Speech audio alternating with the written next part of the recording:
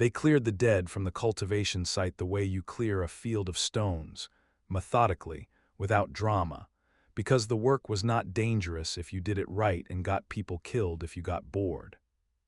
Soren worked the line with his people in the gray morning, and a stranger watching would have seen only a crew of soldiers walking a stretch of cleared ground and putting down the few drift dead that had wandered into it overnight. That was all it was.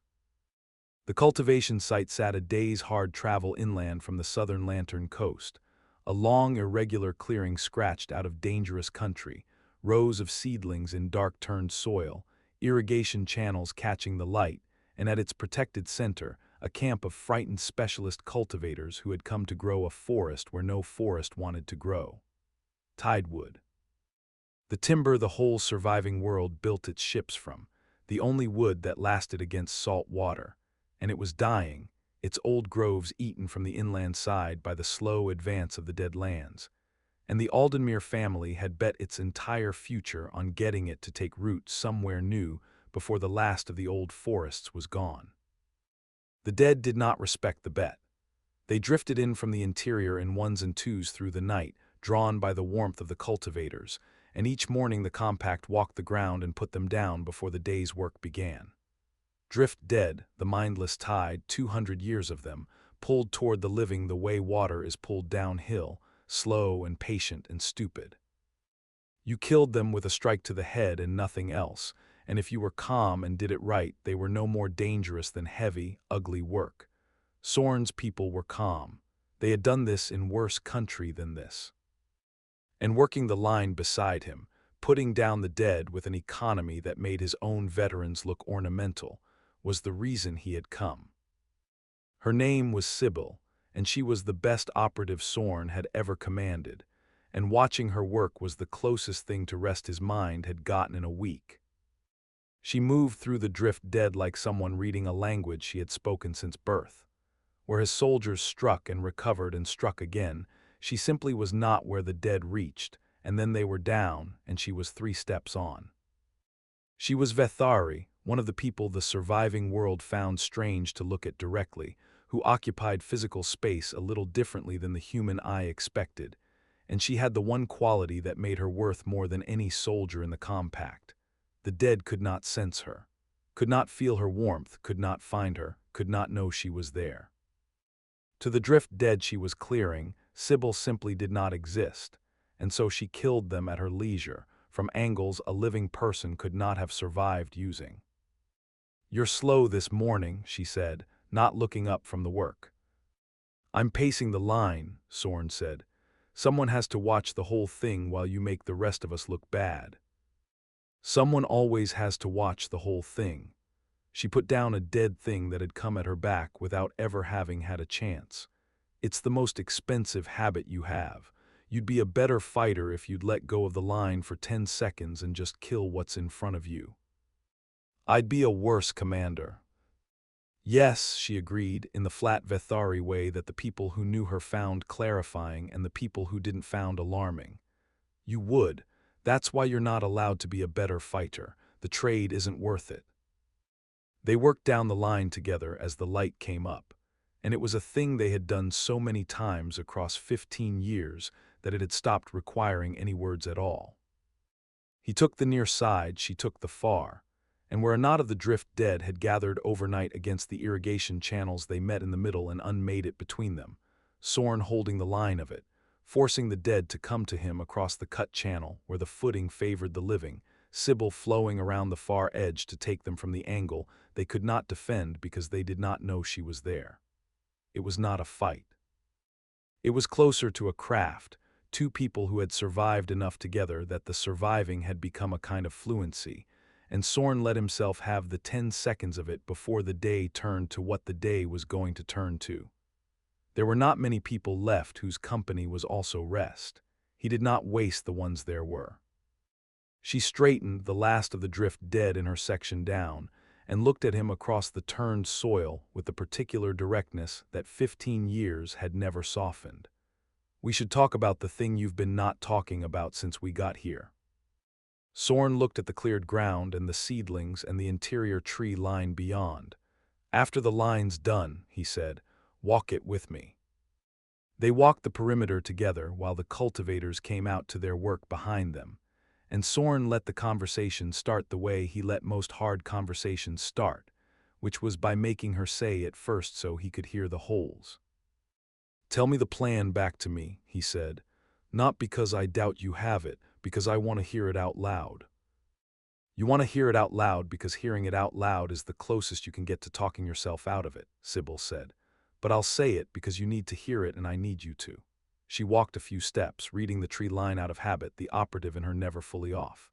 "I go in alone. There's no other way, and you know there's no other way. The moment you put one living soul beside me, my whole advantage turns into a beacon. The dead can't find me. They can find anyone I bring. So I go alone into the interior, toward the thing the rumors keep circling." "The Hollow King," Soren said.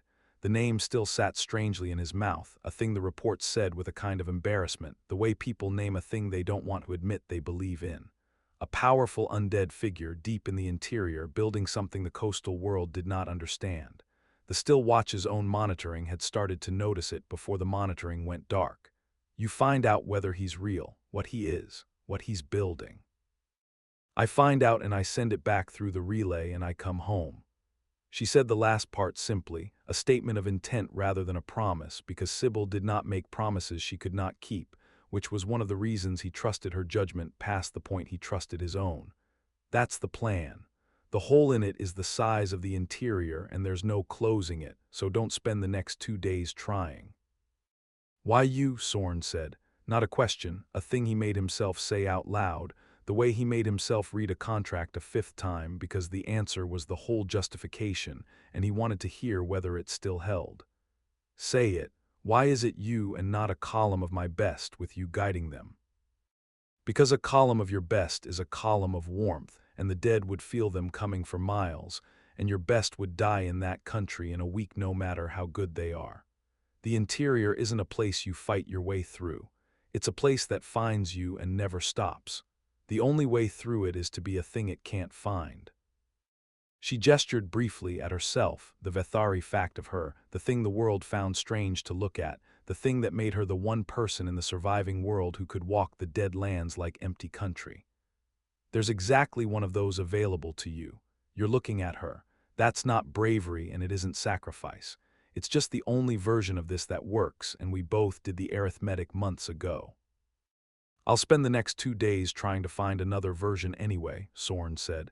"You know I will. Let me and then I'll send you anyway. That's the deal I make with myself. It's the only way I get to do this." She looked at him for a moment and something in the directness gentled just slightly, the thing the found family knew and the rest of the world never saw. "All right," she said. "Try, and then send me." To understand why Soren would send the best person he knew into the worst country in the world, you would need to understand the Iron Compact. And to understand the compact you would need to know that its loyalty ran to him, and not to the fleet whose colors it wore. He had built it himself in the Platinum Sea, out of veterans whose skill the city-states had been wasting, 12 years turning a small hard band into the best independent special operations force in the region. Then the Tide Break Fleet's Commander-General had come to him in person and offered the one thing that would make him bring his people into a larger structure. He would keep command of what his people did. The fleet would set the strategy. Soren would decide what it cost the people executing it and whether the cost was one he would pay. The loyalty of the compact had come into the fleet with him rather than transferring to it. His people followed Soren. The fleet was where they worked. He had never needed to explain the distinction to anyone whose opinion he weighed. What that loyalty bought him was that his people would do hard things on his word without needing the whole reason. He gave them the reasons he could. The reason he had personally taken a forest guarding contract at the edge of the Dead Lands, instead of sending a lieutenant the way the job warranted, was a reason he had given no one. The cultivation site was the closest defensible piece of coast to the place he needed to put one person into the interior, and the contract was the cover that let him do it without a single soul in the consortium or the fleet ever knowing she had gone. The job was real. The defense would be real and hard and necessary. And underneath it, the whole reason for it, was a woman who could walk through the dead lands unseen, and the cost of sending her, which was already sitting in his chest like a stone he had chosen to carry. The dead came in earnest on the first afternoon, and they came wrong. And the wrongness was the thing that turned a forest-guarding job into the opening move of something larger. Sorn felt it before he saw it, the cold quiet settling into him, the pre-thought stillness that 20 years of this work had trained, the part of him that read the shape of a fight before his mind assembled the reasons. And the shape it read, watching the dead come out of the interior tree line in the failing light, was wrong. These did not drift. They came in a front. They did not clot in the open ground or wander toward the nearest warmth or break against the defenses in the formless way of a drift surge. They came at the cultivation site's weak side, the side Sorn had deliberately left thinner, as if something had looked at his dispositions and chosen. Sybil, he did not raise his voice. He did not need to. I see it, she said, already beside him, already reading the same wrongness. That's not a tide. No weak side with me. And then there was no more time for talking, because the front of the dead reached the irrigation channels and the work began. It came hard. Where the morning's clearing had been a craft, this was a battle, and the difference was the difference between picking stones from a field and holding a wall against the sea. The dead came in numbers the cultivation site had not yet seen, out of the dark tree line in a front that pressed the thinned west side, and for the first minutes it was everything the compact had to keep the line where Sorn had drawn it. He moved to the worst of it because that was the work of being the one who understood, over the bodies of the first dead, both reading the line and standing in it, the cold quiet holding him above the fight where he could see the whole shape of it even as his own hands killed. They fought together and Sorn was reminded, the way he was reminded every time, and the way it landed harder this time because of what came after, of exactly what he was about to send into the dark. The compact held the weak side because Sorn had read the wrongness in time to thicken it, pulling a reserve across at a dead run on a single called word, because his people did not need the reason, only the word. And at the center of the thickened line, he and Sybil fought as one thing, the way 15 years builds. He held the ground and read the whole line, the cold quiet keeping him above the fight where he could see it move. She was the part of the line that did not need holding. She went where the pressure was worst and unmade it, killing from angles that worked only because nothing she fought could sense her coming, covering the gaps faster than the gaps could open. Where his veterans were excellent, she was something else, and the dead died around her in a moving circle that never quite closed.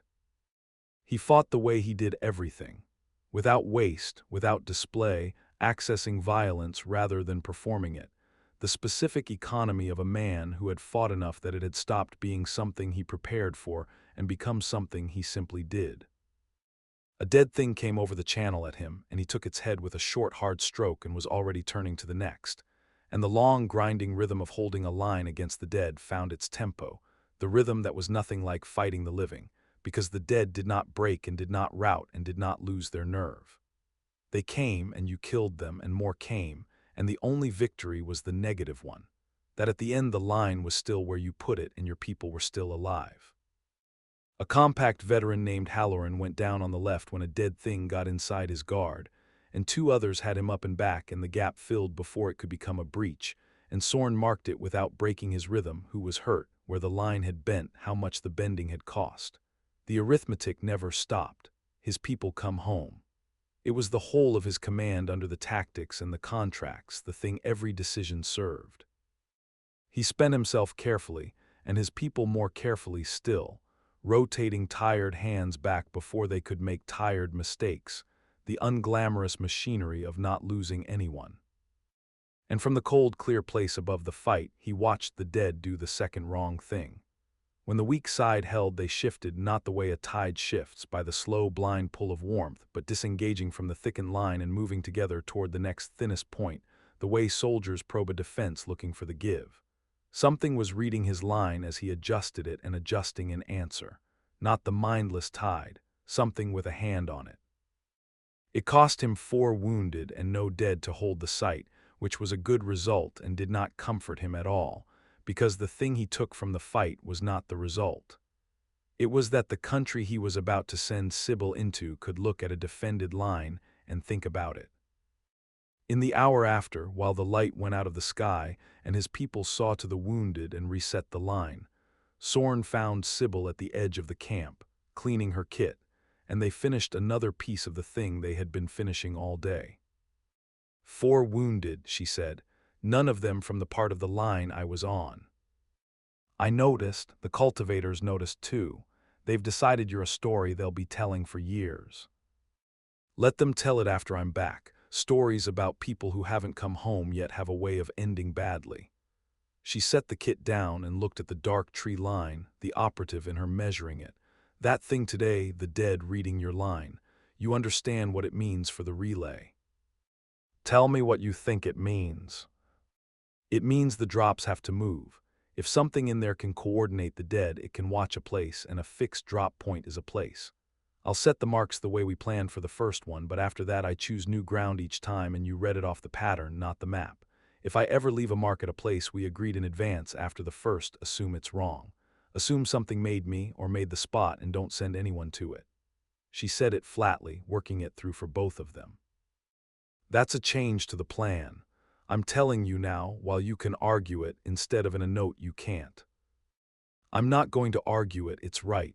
Sorn looked at her in the last of the light. You've been a better planner than me since the day I met you. I just have the rank. You have the rank because someone has to carry the part that can't be planned, she said. That's the job nobody wants and you're good at. Don't undersell it to make me feel tall. They finished the conversation that night in pieces, the way the whole day had gone. A few sentences while the wounded were seen to, a few more while the line was reset. The last of it saved for the walk to the tree line that neither of them named as the walk to the tree line until they were on it.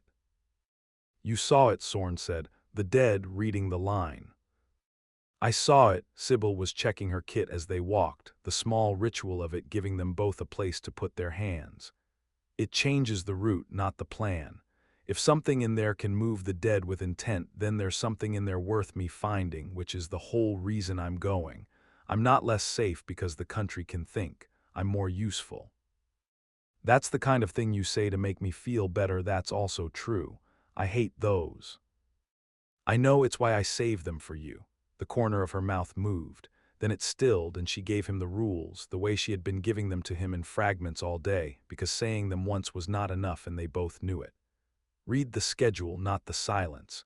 If I miss a drop, it means I changed route, not that I'm gone and you'll want it to mean I'm gone. Wait the full window before you decide anything. I'll wait the window. And you won't come in after me. The moment you bring the compact into that country, my one advantage becomes 40 torches. If I'm in trouble, the worst thing in the world you can do is come help. She stopped at the edge of the cleared ground where the last lamp of the cultivation site gave way to the dark of the interior, and she looked at him. Say it. If you're in trouble, the worst thing I can do is come help. He said it evenly. He had commanded long enough to say true things he hated in a level voice. I know the arithmetic, Sybil. I built half of it. You built all of it, that's why it's good, and it's why you'll spend every day I'm gone hunting it for the flaw that lets you come get me. There isn't one. I need you holding the wall, not crossing it. And here at the edge of the dark was the thing Sorn did not say, the thing that lived in the furnished room in his chest, where he kept what could not be allowed to affect a decision. He did not say that he would rather hold 100 walls than send her past this one. He did not say that she was the one person whose mind he trusted more than his own, and that losing her would take something out of the world he did not know how to replace. He did not say it because saying it would put a weight in her pack she did not need, and because she would hear it and tell him so in the specific direct way she told him the things he did not want to hear. He kept it where he kept such things. He had a great deal of room in there. He had been furnishing it for 20 years. I'll come home, she said. It was not a promise, Sybil did not make those, but a statement of intent, offered to the one person who needed to hear it, knowing he would weigh it correctly. I know, Sorn said. He did not say be careful because it was useless or I'll wait because she knew. He said the only thing that was both true and useful, the thing one professional gives another at the edge of the dark. "You're the best I've ever sent anywhere. Go find out what's coming for the coast and bring it back to me." She almost smiled. Then she turned and stepped past the last lamp, and the dark of the interior took her, not violently, not with any sound, just the simple fact of a person walking into country where the dead could not find her, and being within 3 steps gone. He could not even watch her go the way you watch a person leave. One moment she was a shape at the edge of the light.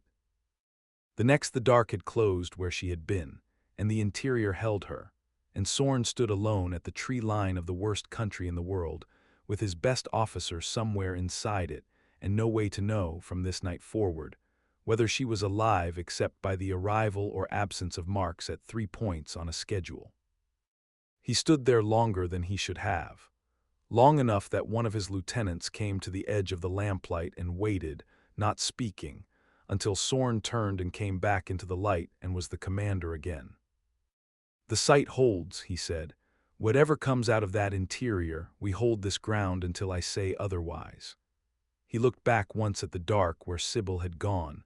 Holding the site was the job, and the Aldenmere family was paying for it, and the cultivators were depending on it.